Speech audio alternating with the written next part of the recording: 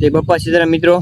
તો મિત્રો આ છે આપણો દેશી જુગાડ, તમે જોઈ શકો છો શું કામ કર્યો અને કેમ કર્યો, ચાલો તમને આ વિડીયોમાં કહું. મિત્રો આ પાઇપ આપણે સારી હેઠે નાખેલી છે મિત્રો, અને આ પાઇપ ઉપરથી ખુલ્લી છે, તમે જોઈ શકો છો. એટલે મિત્રો આ વરસાદના કારણે આ પાઇપમાં પાણી જાય મિત્રો, તો તમારે પાઇપ હેઠેથી હડી જાય, તો તમારે વારંવાર બદલવી પડે મિત્રો. તો એના માટે મિત્રો અમે એક સોલ્યુશન લાવ્યા છીએ મિત્રો, દેશી જુગાડ કર્યો છે અમે.